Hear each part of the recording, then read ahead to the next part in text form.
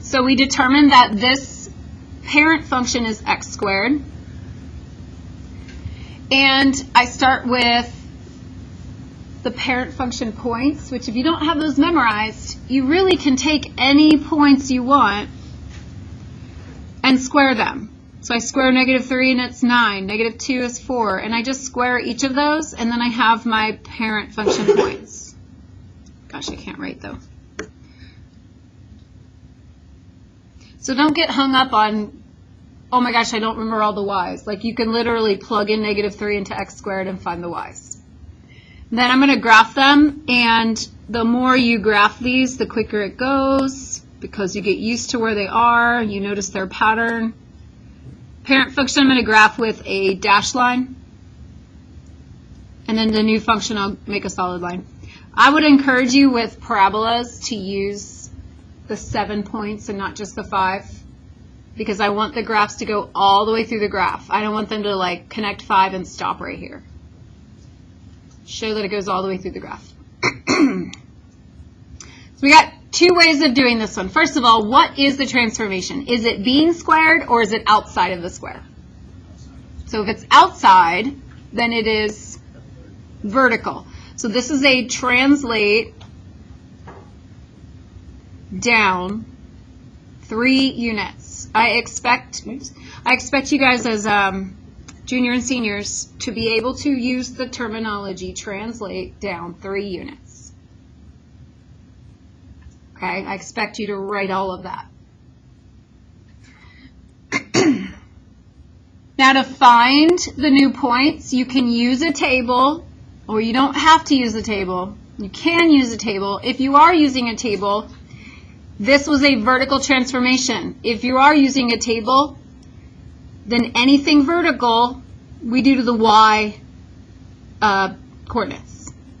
Anything horizontal you do to the x. This is a vertical. This is subtracting 3.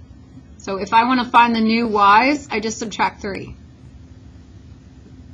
from all of the previous y's. And then I ignore the previous y's. I keep my same x and my new y's, and I have points. That's one way of doing it. The other way, which a lot of you guys are doing, because you're pretty smart kids and you get it, is if this thing is translated down 3, you're just taking each point you just graphed and going down 3, right? A lot of you did that, yes? Yeah. So I usually don't need my table until we start talking about stretching and shrinking. That's where I usually need the table. But as the teacher and making sure that I don't think everybody's, had enough practice that you're on my level at this point. Taught it a few more years, right? So I'm going to always show the table also, even though I probably, if I were just doing it for homework, I probably wouldn't need the table. But I'm going to show it just for everybody, make sure every single person understands. Okay, domain and range, it does say in the directions, interval notation. So the domain for this, we go to the left to the right, like what numbers can I use for x? All of them. So domain, we're going to write an interval notation, -infinity to +infinity. And then the range goes from down to up. So the lowest is -3, goes all the way up to +infinity, and it can equal -3, so I have that bracket.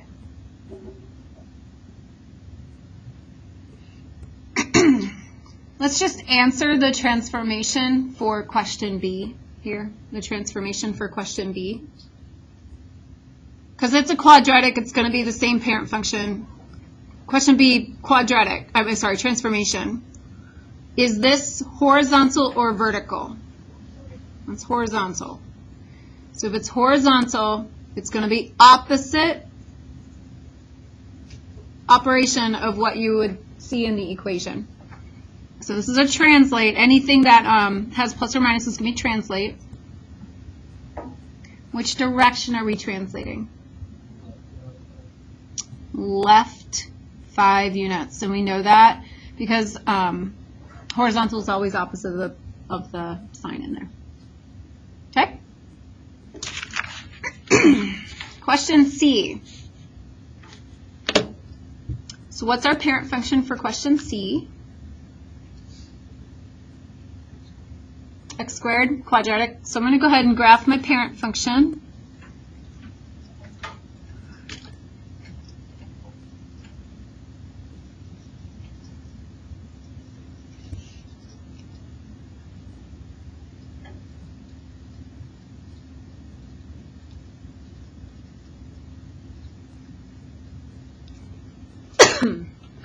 Then we're going to list the transformations. I like to list my transformations from left to right. If you're checking your answers, that's the way I list mine. If you want them all to be in the same order, they don't have to be, but it's helpful. So left to right, the first thing that I come to is a negative sign. Now on the front, it has what this means if there's a negative sign, which I didn't read it all to you. But if we have any negative sign, that's going to be a reflection. So you're going to say it's a reflect, but then you have to say which axis it reflects in. Reflect in the, when you say it reflects in an axis, you always write in the instead of over the, or what's the other word people say? On the. It is, the terminology is in the, and I hate it, I do, but that's the correct terminology. So I'm going to give you some tips of remembering which one is in the x-axis, which one is in the y-axis. Tell me if that is vertical or horizontal. Is this vertical or horizontal? If it's on the outside of the squared. It's vertical. So I want you to take something. I'm going to take my hand. You can use your hand if you want. Take something. Anything you want. And then we're going to reflect this vertically up or down. Vertically. Okay, now we're going to imagine that it's reflecting over an axis. So take your axis. Which axis is that we're reflecting in? Which one is that? The x-axis. Okay, if you're not sure if this one is in the x-axis or in the y-axis, you pull out something and you go vertical and you go, oh, that's the x-axis. Because is it weird that for reflect in the x-axis is a vertical reflection? It's kind of weird and people mess that up. So you have this to try if you forget. Next, inside of these parentheses, being squared is a minus 2. If it's inside, what does that tell me? Inside? Huh? Horizontal. Anything horizontal is a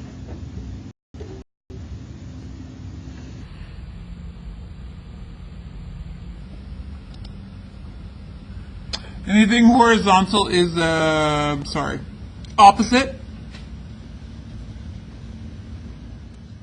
And this particular one is a minus 2, so it's a translate which direction? Right 2 units. And then finally at the end we have a plus 1. Is that plus 1 vertical or horizontal? It's vertical Y. It's on the outside, correct. So we're going to say, I already just wrote translate right 2 units. I'm going to put and up 1 unit. If you want to write translate right 2 units and translate up 1 unit, if you want to write the word translate twice, that's fine. Minimum once, please. Now I'm going to show you how to do the table. Maybe.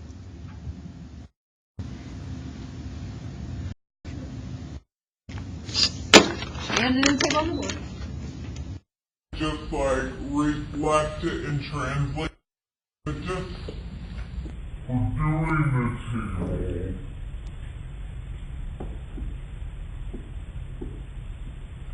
Because they will get hard eventually. Oh gosh. When will they? I'm not going to reteach how to do the table when it gets hard.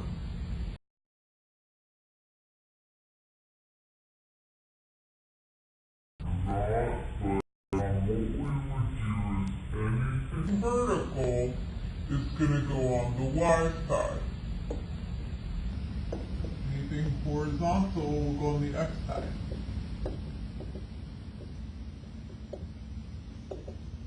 So on my y side, I have two transformations. One is reflect, which is multiply by -1. The other is up 1. Which one do I need to do first? It matters sometimes. Which one should I do first? Should I reflect first? Or should I translate up first? Should I multiply first? Or add or subtract first? Gut says what? Intuition says what? Multiply first or add or subtract first? Multiply first. Do you know that, or are you just, that's your gut? Intuition. You know that? Okay. Everybody else agree? You guys are so quiet. Madison, what do you think? What?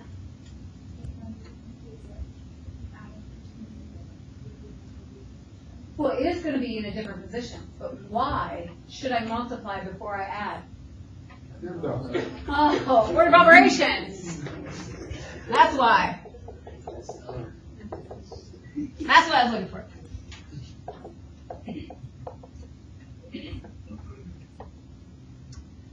All right, so then whatever. Math on the spot.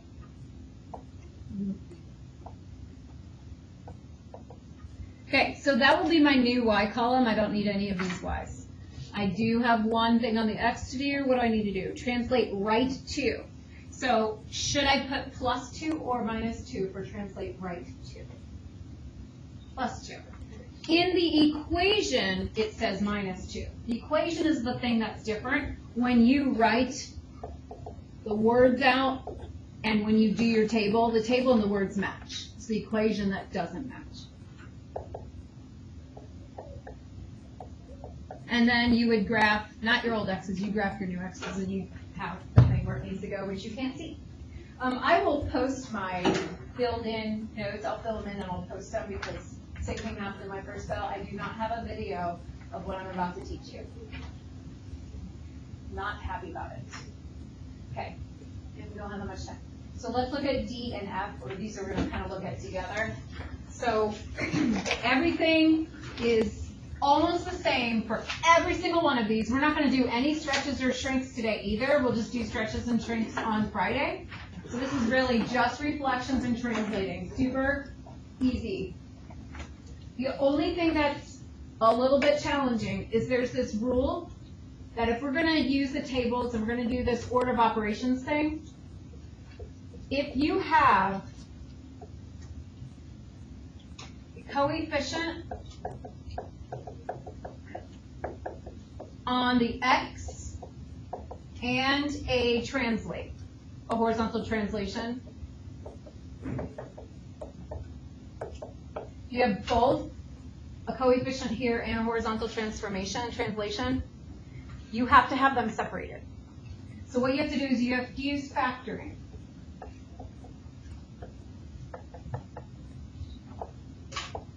Cannot write today. You have to factor out the GCF right here.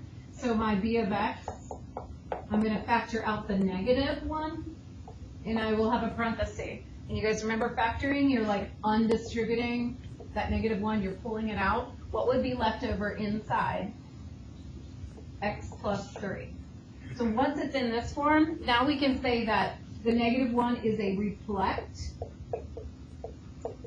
in the, okay, so this is horizontal reflection. If you're not sure which axis that is, you pull out your hand and you go, okay, horizontally reflect my hand. Horizontally reflect my hand. Which axis would I be reflecting over? That's the y-axis. So reflect to the y-axis, and then this +3 is a translate what? 3 units left.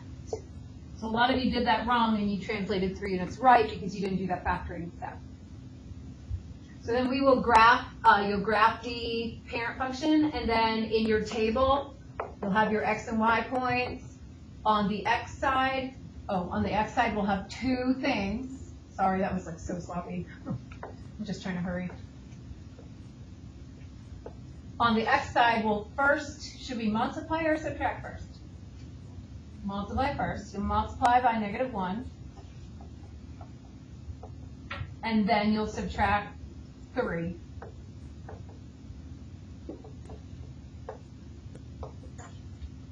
And then you graph your outside x's and your y's that you had changed. Did you not hit that? He's just been sitting here.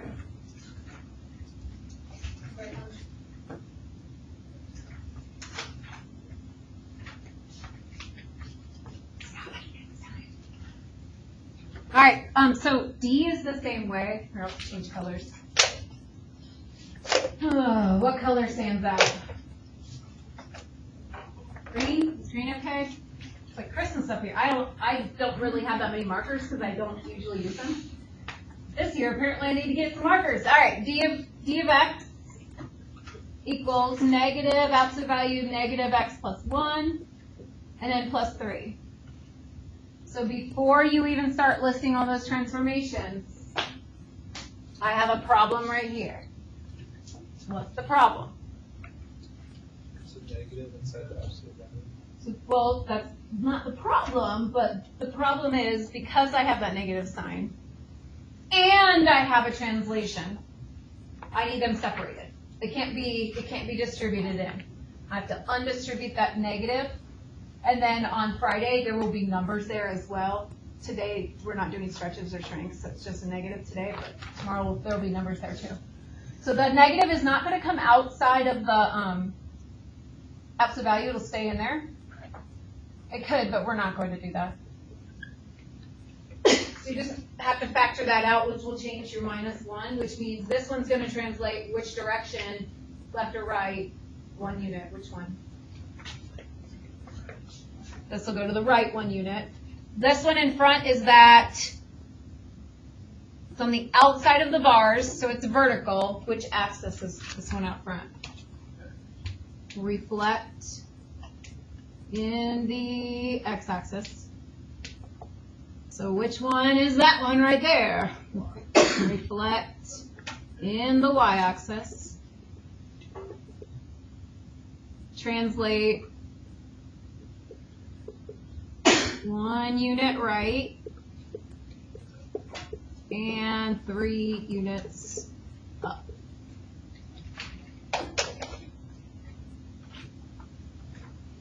So I will post, some of these are stapled, some of them are not.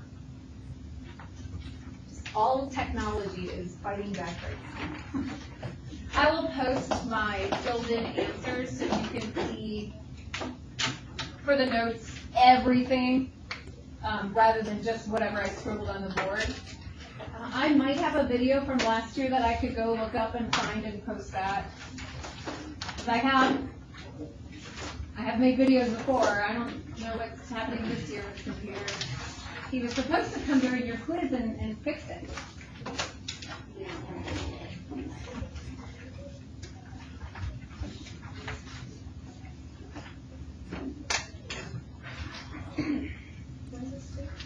Right. So this is also due Friday. Remember when we blocked it, we do like 2 things. So you guys had a quiz and this is due Friday. That 1-3 is also due Friday because I didn't want you to have to rush and get it in today. But it's all graphing. It's all the same stuff.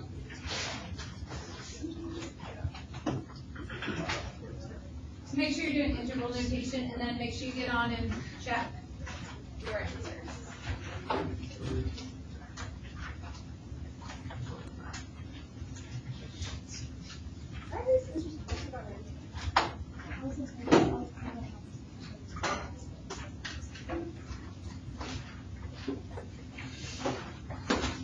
Is this anybody in here?